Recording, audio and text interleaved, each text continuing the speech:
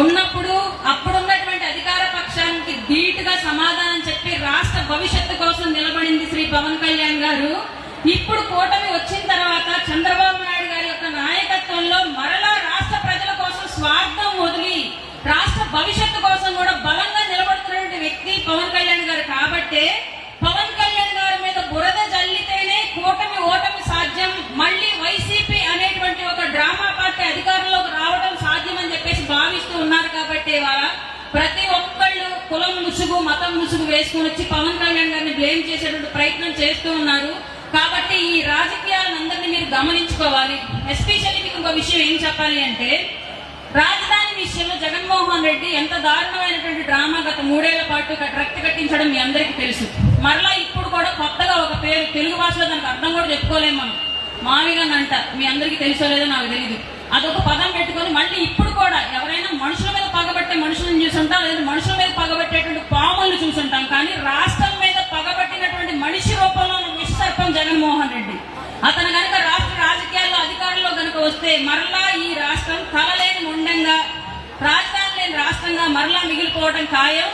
అలాగే మొన్న వాళ్ళ సకల శాఖల మంత్రిగా పనిచేసినటువంటి ఆయన పేరేమో సజ్జల గారు అనుకుంటా, సజ్జల గారు ఒక మాట అంటున్నారు, రాష్ట్ర వ్యాప్తంగా కర్నూలు వేరే వేరే ప్రాంతాలు రాజధాని మా ప్రాంతాల్లో లేవు కాబట్టి మేము ఎందుకు సపోర్ట్ ఇవ్వాలి, మీరు ఎందుకు దీపాలు వెలిగించారు చప్పట్లు కొట్టారని చెప్పేసి ఒక క్వశ్చన్ వేశారు. ఈ క్వశ్చన్కి నా సమాధానం ఏంటంటే, ఈ వేదిక సాక్షిగా సజ్జల గారికి చిన్నప్పటి నుంచి ఇంజనీర్ అవ్వాలని కోరుకున్న వ్యక్తికి ఇంజనీర్ వచ్చి చదువు చెప్పాలి, ఒక సాధారణంగా ఒక మాస్టర్, ఒక హెడ్ మాస్టర్, ఒక ఫిజిక్స్ మాస్టర్, ఒక కెమిస్ట్రీ మాస్టర్, మ్యాథ్స్ మాస్టర్ ఎలా చెప్తాడు పాఠం.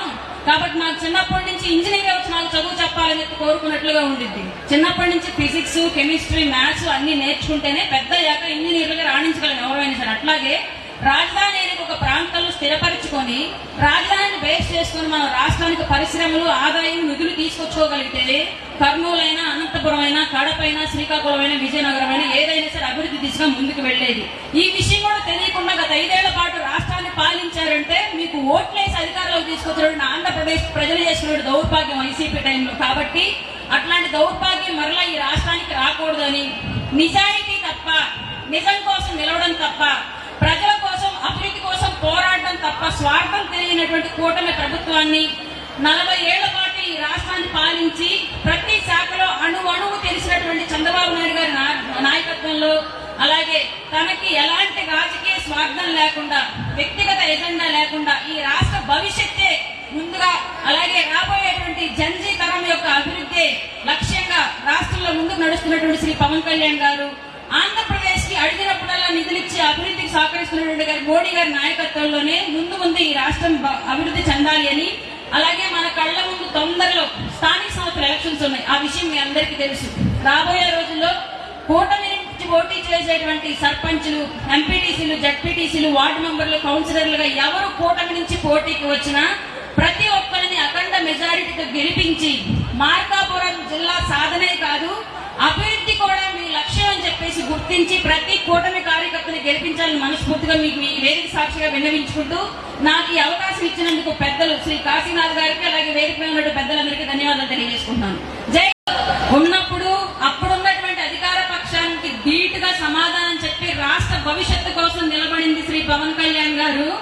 ఇప్పుడు కూటమి వచ్చిన తర్వాత చంద్రబాబు నాయుడు గారి యొక్క నాయకత్వంలో మరలా రాష్ట్ర ప్రజల కోసం స్వార్థం వదిలి రాష్ట్ర భవిష్యత్తు కోసం కూడా బలంగా నిలబడుతున్నటువంటి వ్యక్తి పవన్ కళ్యాణ్ గారు. కాబట్టే పవన్ కళ్యాణ్ గారి మీద బురద జల్లితేనే కూటమి ఓటమి సాధ్యం, మళ్ళీ వైసీపీ అనేటువంటి ఒక డ్రామా పార్టీ అధికారంలోకి రావడం సాధ్యం అని చెప్పేసి భావిస్తూ ఉన్నారు. కాబట్టి వాళ్ళ ప్రతి ఒక్కళ్ళు కులం ముసుగు మతం ముసుగు వేసుకుని వచ్చి పవన్ కళ్యాణ్ గారిని బ్లేమ్ చేసేటువంటి ప్రయత్నం చేస్తూ ఉన్నారు.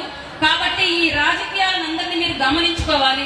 ఎస్పెషల్లీ మీకు ఇంకో విషయం ఏం చెప్పాలి అంటే, రాజధాని విషయంలో జగన్మోహన్ రెడ్డి ఎంత దారుణమైనటువంటి డ్రామా గత 3 ఏళ్ల పాటు రక్తి కట్టించడం మీ అందరికీ తెలుసు.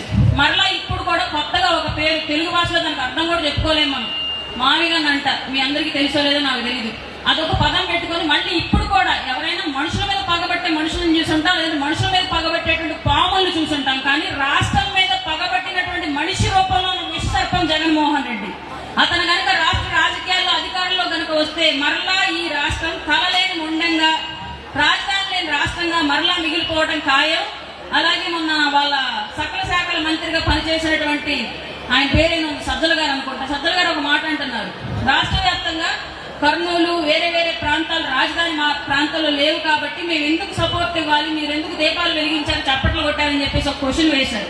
ఈ క్వశ్చన్కి నా సమాధానం ఏంటి అంటే, ఈ వేదిక సాక్షిగా సజ్జల గారికి చిన్నప్పటి నుంచి ఇంజనీర్ అవ్వాలని కోరుకున్న వ్యక్తికి ఇంజనీర్ వచ్చి చదువు చెప్పాలి, ఒక సాధారణంగా ఒక మాస్టర్, ఒక హెడ్ మాస్టర్, ఒక ఫిజిక్స్ మాస్టర్, ఒక కెమిస్ట్రీ మాస్టర్, మ్యాథ్స్ మాస్టర్ ఎలా చెప్తాడు పాఠం, కాబట్టి నాకు చిన్నప్పటి నుంచి ఇంజనీర్ వచ్చి నాకు చదువు చెప్పాలని చెప్పి కోరుకున్నట్లుగా ఉండిద్ది. చిన్నప్పటి నుంచి ఫిజిక్స్, కెమిస్ట్రీ, మ్యాథ్స్ అన్ని నేర్చుకుంటేనే పెద్ద అయ్యాక ఇంజనీర్లుగా రాణించగలను ఎవరైనా సరే. అట్లాగే రాజధాని అనేది ఒక ప్రాంతంలో స్థిరపరచుకొని రాజధానిని బేస్ చేసుకుని మనం రాష్ట్రానికి పరిశ్రమలు, ఆదాయం, నిధులు తీసుకొచ్చుకోగలిగితే కర్నూలు అయినా, అనంతపురం అయినా, కడప అయినా, శ్రీకాకుళం అయినా, విజయనగరం అయినా ఏదైనా సరే అభివృద్ధి దిశగా ముందుకు వెళ్లేది.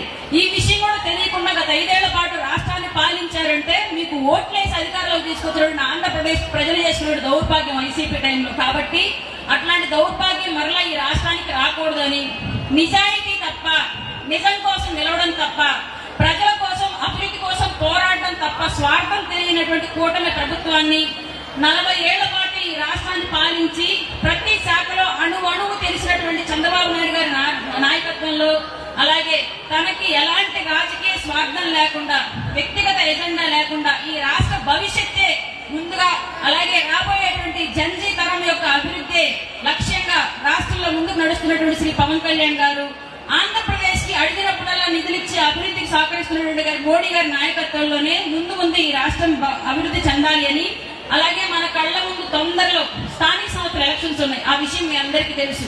రాబోయే రోజుల్లో కూటమి నుంచి పోటీ చేసేటువంటి సర్పంచ్లు, ఎంపీటీసీలు, జడ్పీటీసీలు, వార్డు మెంబర్లు, కౌన్సిలర్లుగా ఎవరు కూటమి నుంచి పోటీకి వచ్చినా ప్రతి ఒక్కరిని అఖండ మెజారిటీతో గెలిపించి మార్కాపురం జిల్లా సాధనే కాదు అభివృద్ధి కూడా మీ లక్ష్యం అని చెప్పేసి గుర్తించి ప్రతి కూటమి కార్యకర్తని గెలిపించాలని మనస్ఫూర్తిగా మీకు ఈ వేదిక సాక్షిగా విన్నవించుకుంటూ నాకు ఈ అవకాశం ఇచ్చినందుకు పెద్దలు శ్రీ కాశీనాథ్ గారికి, అలాగే వేదిక మీద ఉన్న పెద్దలందరికీ ధన్యవాదాలు తెలియజేసుకుంటున్నాను.